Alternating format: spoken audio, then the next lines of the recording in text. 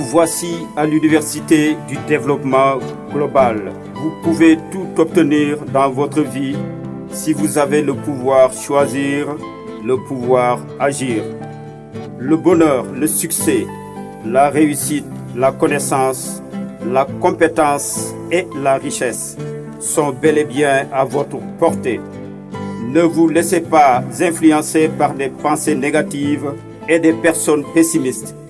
Suivez coach Dr May avec ses 35 années d'expérience à travers cette chaîne, ses séminaires, ses conférences et ses formations.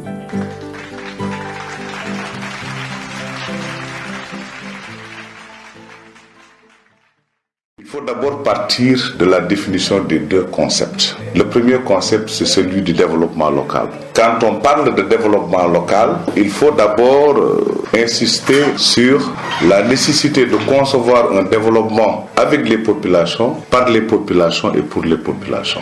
Le développement avec les populations suppose leur participation dans tous les processus ou dans tout le cycle de vie d'un programme de développement ou d'un projet.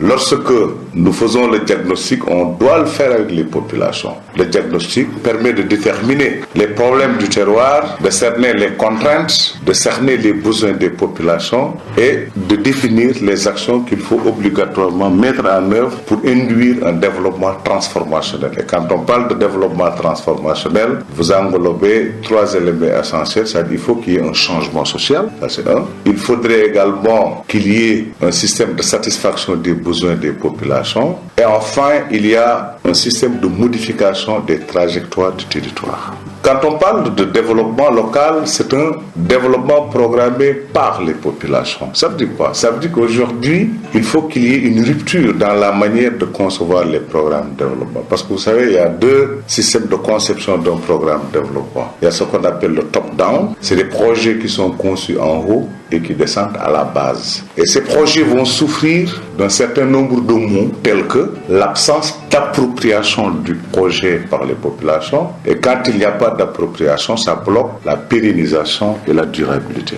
En parlant de pérennisation, ce n'est rien d'autre que le fait qu'un projet puisse produire des actions qui vont produire des résultats et que les actions et les résultats soient acceptés par les populations à telle enseigne qu'elles soient capables de mettre les actions en œuvre et de perpétuer les résultats dans un contexte de temps et d'espace. Parce que vous savez, quand les populations n'ont pas été associées au processus, ils vont tout simplement ressembler à des objets sur lesquels les actions de développement sont orientées. Alors qu'aujourd'hui, il est question de mettre en œuvre un système de participation. Quand on parle aussi d'un développement par les populations, ça veut dire que les populations sont au centre ou au cœur des actions. Ça veut dire que les populations vont non seulement se retrouver dans les actions, mais ce sont les populations qui doivent changer leur territoire. Ce sont les populations qui doivent être à la base de la production d'un système de services. Ce sont les populations qui doivent être à la base de la définition d'un système de gestion des actions. Là, vous allez peut-être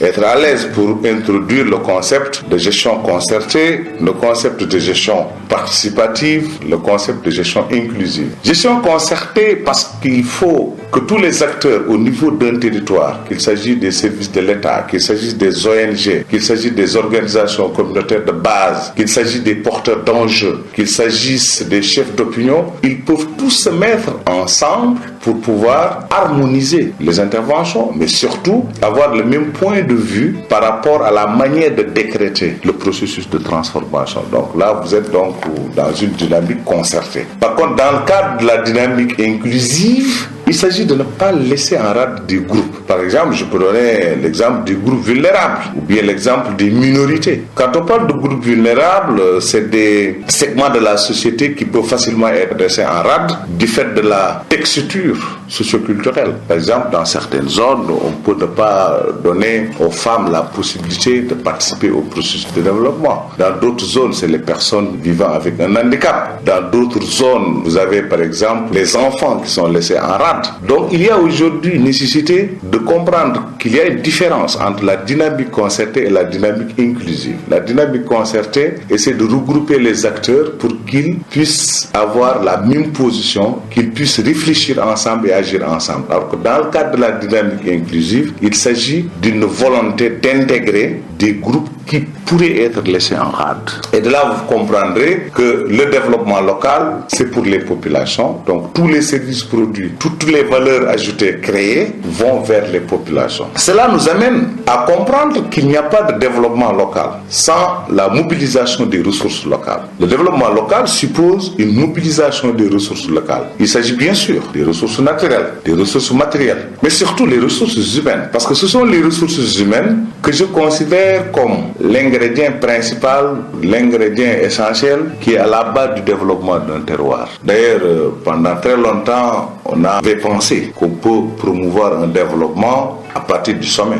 en centralisant la conception, en centralisant la planification, en centralisant le système de distribution de ressources, en centralisant le mode de gestion. Mais il est clair aujourd'hui que lorsque nous sommes dans une perspective de développement local, les populations sont convoquées comme acteurs, participant à la phase de conception des programmes, je dirais même depuis la phase de diagnostic, ensuite la phase de conception, la phase de planification, la mise en œuvre, la gestion, le suivi et l'évaluation.